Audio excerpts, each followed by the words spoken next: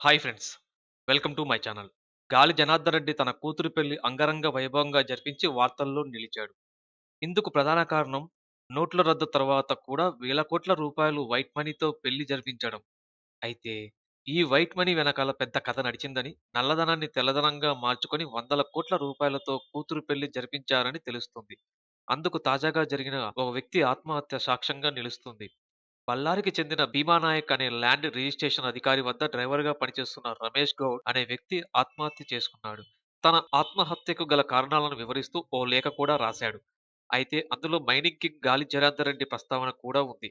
గాలికి సంబంధించి 100 కోట్ల పాత నోట్లను కొత్త నోట్లుగా ఎలా మార్చింది తెలిపాడు.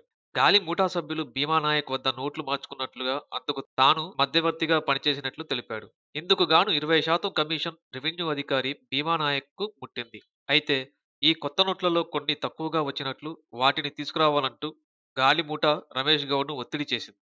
వెంటనే తీసుకురావాలంటూ వేధింపులకు గురిచేసింది. అయితే భీమానాయక్ నుండి సమాధానం లేకపోవడంతో గాలివర్గం రమేష్‌ను తీవ్ర ఇబ్బందులకు గురిచేయడంతో మానసికంగా కుంగిపోయిన డ్రైవర్ రమేష్ గౌడ్ విషం తాగి ఆత్మహత్యకు పాల్పడ్డాడు. ఇందుకు సంబంధించిన పూర్తి వివరాలను తన సూసైడ్ నోట్‌లో రాసినట్లు తెలుస్తుంది. సూసైడ్ నోట్‌లో ప్రస్తావించిన కీలక సమాచారాలు: గాలి జనార్దన్ రెడ్డి 100 కోట్ల నల్లధనాన్ని వైట్‌గా మార్చుకున్నాడు. ఈ 100 కోట్లు మార్చుకునేందుకు భీమానాయక్ సుమారు 20% డబ్బును కమిషన్‌గా తీసుకున్నాడు. కూతురు పెళ్లికి ముందు గాలి జనార్దన్ రెడ్డితో పాటు బీజేపీ ఎంపీ శ్రీరాములు అనేకసార్లు మా అధికారి భీమానాయక్‌తో సమావేశం అయ్యారు. 2018లో జరిగే అసెంబ్లీ ఎన్నికల్లో తనకు సీటు ఇప్పించాలని భీమానాయక్ మైనింగ్ దిగ్గజాన్ని కోరినట్లు కూడా రమేష్ తన సూసైడ్ నోట్లో పేర్కొన్నాడు. Stay tune our channel. జై భారత్, జై హింద్.